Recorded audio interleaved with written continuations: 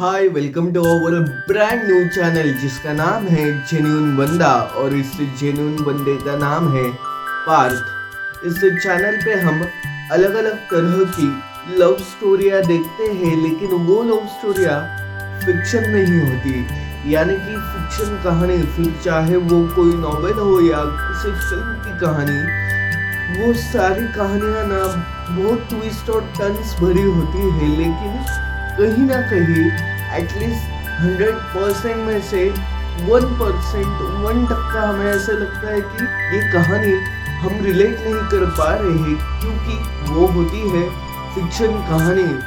आज तक हमने हमारे चैनल पे अलग अलग सेलिब्रिटीज की रियल लाइफ लव स्टोरियों को जानने की कोशिश की थी, और टू बी ऑनेस्ट आज तक मैंने जितने भी वीडियो बनाए हैं चैनल पे, उनमें से ना 99% सभी वीडियोस की कहानी बड़ी स्वीट सी होती थी। मतलब उन लव स्टोरियों की, उन दोनों की प्रेम कथा की एंडिंग हैप्पी ना हो, पर तब भी उन दोनों की कहानी कहीं ना कहीं हैप्पी होती थी। लेकिन आज की वीडियो में हम जिन दो सेलिब्रिटीज के बारे में बात करने वाले हैं, उन दोनों की कहानी उतनी क्यूट और स्वीट सी शायद ना हो। और आज के वीडियो में हम देखने वाले हैं कि एक अच्छा आदमी, एक अच्छा बंदा टेलीविजन पर बताने की कोशिश सारा जहां कर रहा है, क्या असल जिंदगी में वो आदमी उतना ही सच्चा है, उतना ही अच्छा है, या वो रियल जिंदगी का एक असली विलन है, एक असली डार्केस्ट ह्यूमन है। ये हम आज के वीडियो में देखने वाले हैं। सो अगर आपको आज का वीडियो पसंद आया तो वीडियो को लाइक, शेयर और सब्सक्राइब सब कीजिएगा, क्योंकि मेरा बहुत छोटा चैनल है और ग्रो होने के लिए मुझे आप सभी की बहुत ज़रूरत है। आज के वीडियो में हम बात करने वाले हैं एक्टर विवेन डिसेना और वहाबिज बैनर्जी के बारे में। इन दोनों की पहली मुलाकात हुई थी प्यार की एक कहानी सुनो इस शो के सेट पर। इस शो से पहले वहाबिज और विवेन एक दूसरे को बिल्कुल भी नहीं जानते थे, लेकिन इस शो के शूट्स के दौरान इन दोनों की धीरे धीरे जान पहचान होने लगी। जान पहचान दोस्ती में बदल गई और वो दोस्ती इश्क, मोहब्बत और प्यार में बदल गई। 2010 से लेकर 2011 तक ये शो ऑन एयर था, और इस शो के दौरान मैंने जैसे कहा, पहले मुलाकात, दोस्ती और प्यार, ये सारे स्टेज विवेन और वहाबिज इन दोनों ने अपने रिलेशनशिप में एक्सप्लोर किए थे। और उसी की बदौलत 2013 में विवेन और वहाबिज इन दोनों ने एक दूसरे से शादी कर ली थी। इन दोनों का ऑन स्क्रीन रोमांस तो कभी फैंस को देखने को नहीं मिला, लेकिन उस वक्त फैंस को उन दोनों की of screen chemistry, of screen जोड़ी बहुत पसंद आने लगी थी। और उस मोमेंट पर यानी कि 2013 के दौरान फैंस इन दोनों की जोड़ी को बहुत प्यारा और बहुत सराहना कर रहे थे। लेकिन इन दोनों की ये कहानी जितनी हैप्पी और जितनी हैप्पी गो लकी दिखाई दे रही थी, अनफॉर्चुनेटली उन दोनों की कहानी उतनी हैप्पी कभी भी नहीं थी। अगर हम इन दोनों के प्रोफेशनल लाइफ के बारे में थोड़ी सी बात करें तो विवेन ने इस शो के बाद कई ब्लॉकबस्टर शोज किए हैं, यानी कि कलर्स टीवी का शो मधुबाला हो या फिर कलर्स टीवी का ही और एक शो शक्ति अस्तित्व के एहसास की हो। दूसरी ओर अगर हम वहाबिज के बारे में बात करें तो वहाबिज ने लाइफ ओके का शो हमारी बहू रजनीकांत इस शो में कैरेक्टर प्ले किया था। तो फिलहाल स्टार प्लस के ऑनगोइंग शो दीवानियत में वहाबिज हमें एक निगेटिव लीड कैरेक्टर प्ले करते हुए नजर आ रही है, लेकिन जो actress on screen negative character play कर रही है, क्या सच में वो एक्टर रियल लाइफ में भी निगेटिव है? और जो actor on screen as a lead Colors का लाडला प्ले कर रहा है, क्या सच में वो एक हीरोइस्टिक पर्सनालिटी है या फिर विलनिस्टिक पर्सनालिटी? इसी बारे में हम आज के वीडियो में बात करने वाले हैं। 2013 में वहाबिज और विवेन इन दोनों की शादी हुई और फिलहाल विवेन कलर्स टीवी के ही one of the show Bigg Boss 18 में एज अ कंटेस्टेंट नजर आ रहा है। और अगर हम विवेन के फिल्मोग्राफी के बारे में बात करें तो विवेन ने शक्ति अस्तित्व के एहसास की, मधुबाला, खतरों के खिलाड़ी, झलक दिखला जा, बिग बॉस, सिर्फ तुम और शायद इससे भी ज्यादा शोज किए हैं। और इसी वजह से इस शो में, बिग बॉस में, विवेन को कलर्स का लाडला ये टैग दिया गया है। पर ये रईसजादे किसी और चैनल को कभी लाडले नहीं लगे और शायद इसी वजह से किसी और चैनल ने या किसी और तरह के मीडियम ने अभी तक विवेन को एज अ एक्टिंग की या फिर किसी भी तरह का चांस नहीं दिया है। टू बी ऑनेस्ट, विवेन की पर्सनालिटी थोड़ी डार्क है, थोड़ी ग्रे शेड है। इस शो में जो विवेन के पहले से फैंस है, जिनके आंखों पे पट्टी बंधी हुई है, उन लोगों को विवेन आज भी उतना ही पसंद आता है, उसका गेम उतना ही अच्छा लगता है। तो दूसरी ओर कई लोगों को विवेन का ये गेम, विवेन की ये पर्सनालिटी बहुत डार्क लगती है। उनको विवेन की ये पर्सनालिटी बिल्कुल भी पसंद नहीं आती। और मैं इस गेम शो के बारे में नहीं तो वहाबिज और विवेन के रिलेशनशिप के स्टेटस को लेकर आज की वीडियो में बात कर रहा हूँ। और मैं बस इन दोनों की कहानी कंटिन्यू करते करते और एक कहानी का एग्जाम्पल देना चाहता हूँ जो शायद सभी लोगों को पता होगी। जो लव स्टोरी है, अनफॉर्चुनेटली सैड एंडिंग वाली लव स्टोरी है, क्रिकेटर हार्दिक पांड्या और नताशा की। इन दोनों की लव स्टोरी के बारे में मैं एक बात अंडरलाइन करना चाहता हूँ कि इन दोनों के शादी के बस चंद सालों ही बाद, चंद दिनों बाद आई थिंक डिवोर्स हुआ था। उन दोनों का अगस्त्य नाम का एक बेटा भी था। सो जब इन दोनों का डिवोर्स हुआ या फिर जो प्रोसेस शुरू है अभी भी, तब ना कई जगह पर नताशा कुछ या फिर एक दो लड़कों के साथ नजर आई थी।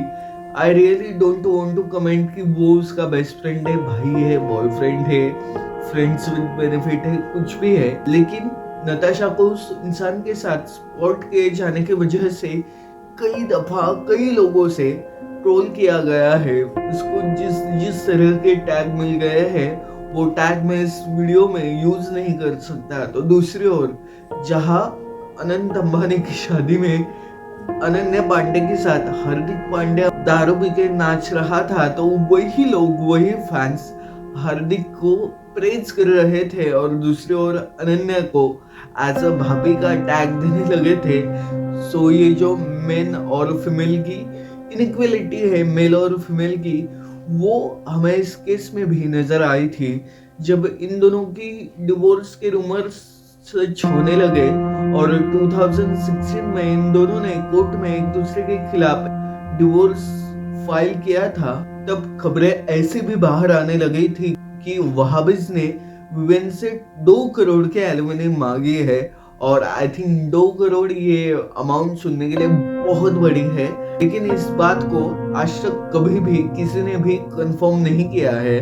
और वहाबिज ने एक इंटरव्यू के दौरान ये भी कहा था कि ये सब झूठ है, इतनी बड़ी अमाउंट मैंने नहीं मांगी है, लेकिन मैंने उससे कुछ रकम मांगी है और वो रकम मेरी एलिमनी है या फिर मेरा हक है जो मुझे मिलना चाहिए। तो दूसरी ओर विवेन ने इस रकम के लिए डिसएग्री किया था।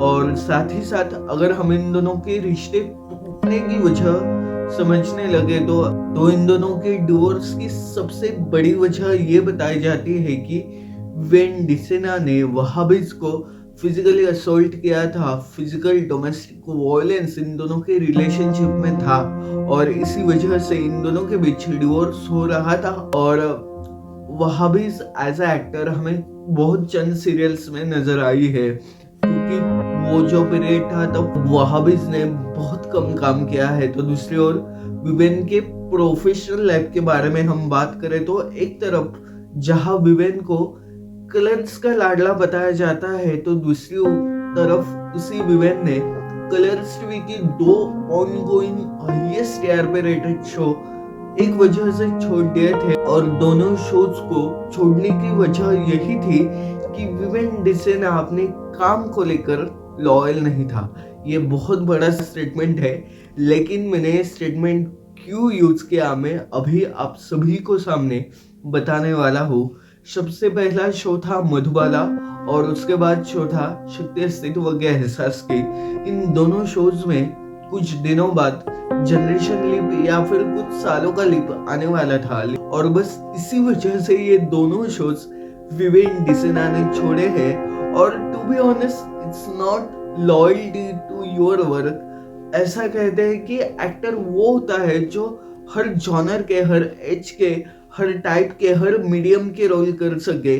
और अगर हम ऐसा भी समझे कि ये उसकी चॉइस है, I am agree with this, लेकिन इसका मतलब ये भी है कि वो अपने प्रोडक्शन से, वो अपने चैनल से, वो अपने काम से उतना लॉयल नहीं है।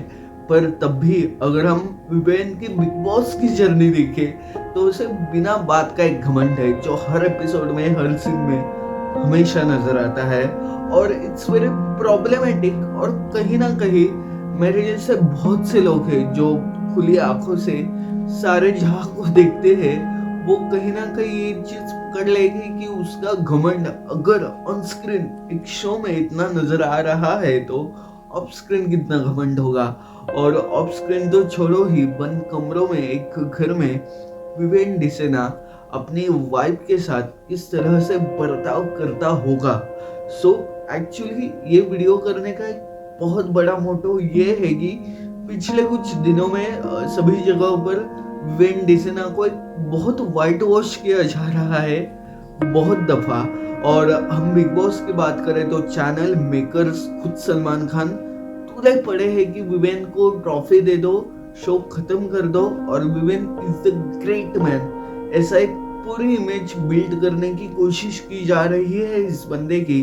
लेकिन अगर हम इसके रियल लाइफ के बारे में बात करें तो ये बंदा क्या उतना ही अच्छा है, क्या उतना ही लॉयल है, क्या उतना ही जनता का लाडला है, ये सवाल सबसे बड़ा है। और इसी वजह से शायद वहाबिज और विवेन डिसेना इन दोनों का डिवोर्स हुआ था। डिवोर्स के बाद विवेन ने 2013 में फिर एक बार शादी कर दी और ये शादी 2023 में हुई थी। इससे शादी के थोड़े साल पहले विवेन ने मुस्लिम मजहब एक्सेप्ट किया था और इस वजह से ना कई दफा इस आदमी के साथ अलग अलग तरह की कंट्रोवर्सी जुटी आई है। और अगर ये आदमी इतना ही कंट्रोवर्शियल इंसान है तो ऑन स्क्रीन खुद को कंट्रोवर्शियल बताने में झिझकता क्यों है, ये सबसे बड़ा सवाल मुझे आज के वीडियो में करना था। और ये आदमी सच में उतना अच्छा है क्या? उस आदमी को सच में प्यार, रिस्पेक्ट, ईमान देने की जरूरत है या नहीं, इस बारे में हमें सच में सोचना चाहिए। और एक बहुत बड़ा वर्ड है विच इज फेमिनिज्म। और फेमिनिज्म इस वर्ड का हमेशा ना किसी भी रिलेशनशिप में आज के दौर में गलत इस्तेमाल होता है। और कई लोग ऐसा कह सकते हैं कि वहाबिज एक एक्टर है, विवेन से, एक मर्द से एक औरत को एलिमिनेट की क्या जरूरत है। ये इक्वालिटी का सवाल जब लोग किसी औरत से पूछते हैं तब मुझे उन्हीं लोगों से सवाल करना है कि जब एक औरत की शादी होती है तो वो मर्द के घर ही क्यों जाती है? अगर वो पैसा सिर्फ उस मर्द का होता है तो उसके बच्चे, उसके घर, उसके घर वाले, उसके मूड स्विंग्स उस औरत को क्यों संभालने होते हैं? आज भी मिडिल क्लास फैमिली में अगर कोई औरत जॉब करती हो, किसी भी तरह का काम करती हो, तो सुबह और रात और शाम और दिन का सारा खाना, सारा घर का काम उसी औरत को क्यों करना पड़ता है? अगर इस बात में औरत को इक्वली ट्रीटमेंट नहीं दी जा रही है तो डिवोर्स केसेस में जब बात एलिमनी की आती है तब इनइक्वालिटी और फेमिनिज्म, इन सारे वर्ड्स को क्यों लाया जाता है? और अगर एक औरत कह रही है कि उसके हस्बैंड ने उसे फिजिकली असॉल्ट किया है तो वो औरत गलत कैसी हो सकती है? और उस औरत को एक ग्रे शेड या विलनिश कैरेक्टर मीडिया कैसे पोर्ट्रे कर सकती है? ये एक बहुत बड़ा सवाल मुझे आज के वीडियो में ऑडियंस, मीडिया और विवेन डिसेना, इन तीन लोगों से पूछना है। और आई होप आपको एक एक्टर की या फिर फक द वर्ड एक्टर और सेलिब्रिटी, अगर हम एक इंसान की बात करें तो एक इंसान को प्यार, मोहब्बत और इज्जत उतनी ही दी जाती है जितना वो इंसान डिजर्व करता है। और अगर वो इंसान गलत हुआ तो उसकी गलती का हमें एहसास होना उतना ही जरुरी है.